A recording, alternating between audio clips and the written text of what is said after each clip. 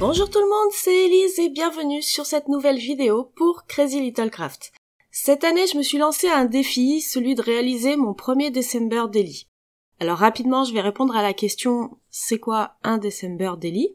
C'est un album photo de la taille, de la forme ou de la structure que vous voulez, dans lequel on vient documenter notre mois de décembre du 1er jusqu'à Noël, avec si possible une photo par jour que l'on vient mettre en page dans cet album. C'est un petit peu comme un calendrier de l'Avent mais à l'envers. Au lieu d'ouvrir une case par jour, on crée un souvenir par jour en préparation des fêtes. En général, les scrapeuses préparent la structure en novembre, mais si vous voulez prendre votre temps, rien ne vous empêche de prendre vos photos souvenirs durant le mois et de noter sur un petit mémo ce que vous souhaitez raconter de ces journées. Comme ça, vous pourrez faire votre December Daily au rythme que vous voulez. Ici, je vous montre un début de structure que je n'ai pas encore terminé. Je n'étais pas sûre de le faire et donc de le filmer, c'est pour ça que je l'ai commencé. Mais je souhaite vraiment tenter ce projet au moins une fois, alors cette année, je me lance. Ma structure est très simple. J'ai choisi une reliure à anneaux. Ici, ce sont 3 anneaux qui sont assemblés ensemble. Et c'est aussi une reliure que je voulais essayer. Et pour tout vous dire, j'ai trouvé assez compliqué de faire les perçages aux bons endroits, même en prenant des repères directement à partir des anneaux. J'ai dû recommencer 3 ou 4 fois. Mes pages sont très simples pour le moment, elles font 15 cm de large par 20 cm de haut. J'ai sélectionné certaines feuilles de la collection Noël acidulé format 30-30 que j'ai découpées aux dimensions, puis placées dans un ordre assez aléatoire en prenant soin juste d'éviter les répétitions trop proches. Dans chaque papier, j'ai pu découper 2 pages. Pour équilibrer visuellement mon album et le faire respirer au milieu de tous ces papiers à motifs, j'ai ajouté au milieu 2 pages blanches et 2 pages craft tirées des papiers Florence qui sont disponibles sur la boutique. Là encore, j'ai pu découper 2 pages par feuille 30-30. Et pour la couverture, j'ai utilisé 2 prix-plaques striées. De cette façon, je peux jouer avec la transparence, ce qu'on va faire juste après. J'ai découpé mes couvertures avec 1 cm de plus que mes pages, donc 16 cm de large par 21 de haut, et j'ai arrondi les angles pour une finition plus douce. Comme j'avais pas mal de chutes de prix-plaques, j'en ai ajouté quelques-unes à l'intérieur de l'album, là encore pour le faire respirer.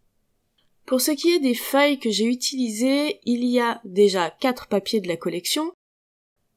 Il y a le numéro 4, le numéro 7, le numéro 8 et le numéro 9.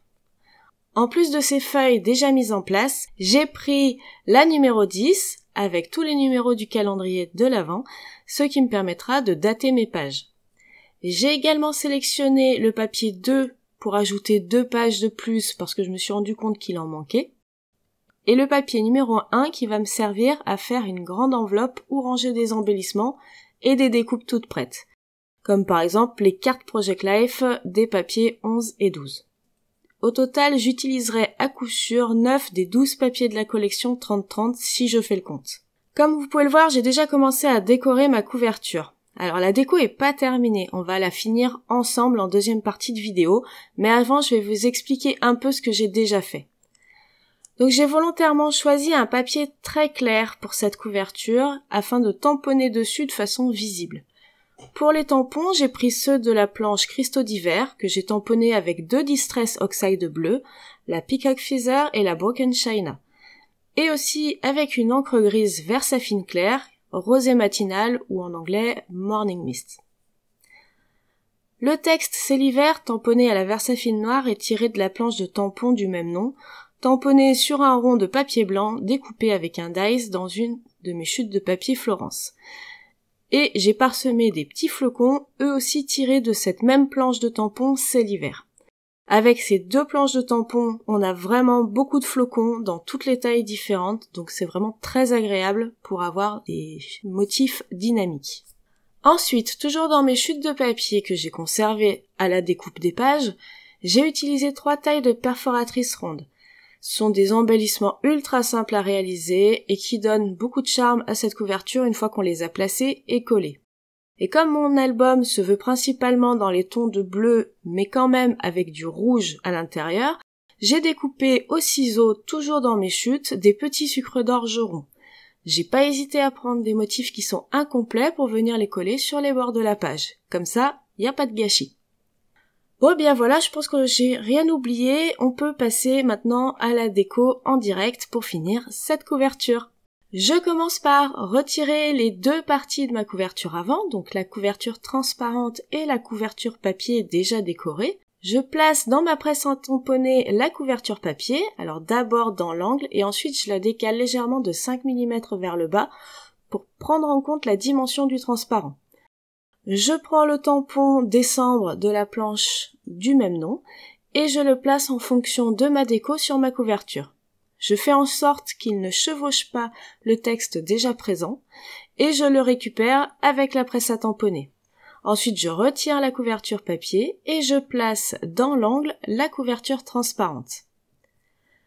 Je tamponne le mois de décembre à la Versa marque pour l'embosser. J'ai choisi une poudre bleu paillette. Le rendu est vraiment très chouette, mais alors impossible de savoir quand la poudre a bien fondu avec les paillettes. On ne voit rien du tout. Du coup, j'ai un petit peu trop chauffé et donc un peu déformé mon transparent.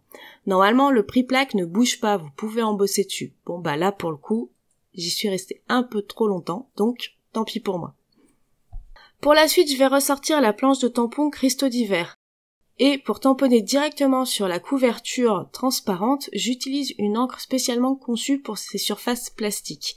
C'est la StazOn. Contrairement à une encre classique, celle-ci sèche sur les surfaces non poreuses comme ici. Bon, par contre, comme je l'utilise rarement, il faut réancrer le pad à chaque fois.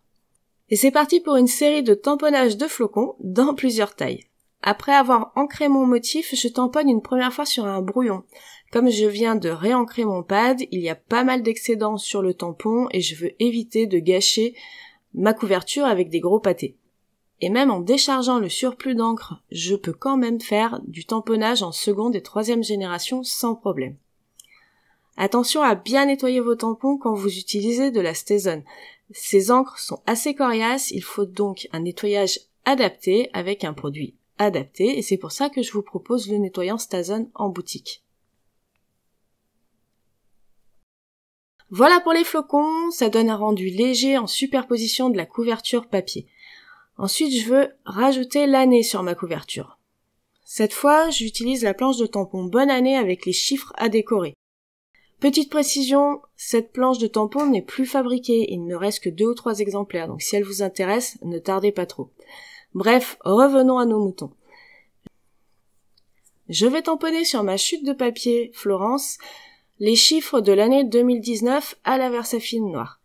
Je les ai volontairement éloignés les uns des autres pour utiliser les masques qui sont associés à la planche. D'ailleurs, ils sont un petit peu particuliers puisqu'il y a les masques pour chaque chiffre, mais il y a également les contours de ces masques. Et c'est ce que je vais utiliser pour ce projet. Donc je protège l'extérieur de mes chiffres pour venir tamponner des textures à l'intérieur de ces derniers. Je choisis 3 coloris. Le gris, rosé matinal pour le 2 et le 0. Le bleu, brise chaude pour le 1. Et le rouge, rouge tulipe pour le 9. Ensuite, je retire les masques que je conserve proprement dans la pochette de tampon et je découpe chaque chiffre au ciseau. Comme ma couverture est transparente, si je colle mes chiffres comme ça dessus, on verra la colle et le dos tout blanc de mes chiffres de l'autre côté. C'est pas forcément dérangeant, mais c'est pas ce que je souhaite ici.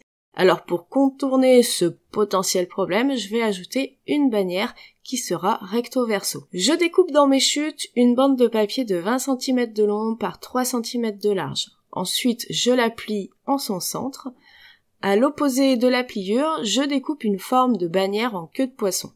Là aussi, c'est super simple. Je commence par faire une entaille au ciseau centrée au mieux dans la largeur.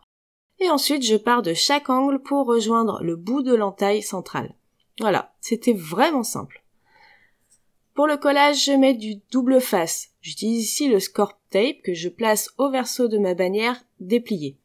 Et en pressant le pli contre la tranche de ma couverture, je positionne la bannière sur le transparent. En plaçant mes chiffres, je décide de faire une place pour mettre un badge et ajouter une nouvelle touche de rouge. Je colle mes chiffres à la colle nouveau liquide et mon badge avec 2 ou 3 glue dots. Au verso de la couverture, pour rendre utile cette bannière, je tamponne le texte « Tu as été sage cette année » de la planche Noël en coulisses sur ma chute de papier blanc. Et je découpe là encore une forme de bannière que je viens coller sur la première. Je trouve que cette petite phrase va très bien pour une introduction de December Daily. Voilà, la couverture est terminée, je passe maintenant à la création d'une enveloppe. Pour la réaliser, je vais utiliser un outil de We Are Memory Keeper qui est spécialement fait pour et qui a d'ailleurs évolué depuis quelques années. C'est une vieille version. Et pour une enveloppe de la taille de mes pages, approximativement à cause de la conversion pouces-centimètres, je dois partir sur une base carrée de 10 pouces et demi de côté. Je taille donc ce carré de papier dans mon papier numéro 1. Toujours en me référant au tableau de cet outil, je viens placer un de mes angles dans le repère de 4 pouces et demi. Je poinçonne avec la perforatrice intégrée, puis je trace le pli grâce à la rainure de l'outil. Pour la suite, je tourne mon papier de 90 degrés et je place le pli que l'on vient de tracer sous la petite tige qui dépasse de la perforatrice. On perfore à nouveau et on trace le prochain pli. Il suffit de recommencer l'opération sur tous les côtés du papier. On arrondit les angles et, personnellement, je retire un petit morceau de l'un des plus grands rabats pour que ce soit plus joli. Je prends 2 repères au crayon et je coupe au cutter. Pour fermer l'enveloppe, je décide d'aimanter la fermeture. Pour ça, je prends un petit aimant et un autre badge. Je vais mettre l'ouverture de mon enveloppe sur l'extérieur de l'album.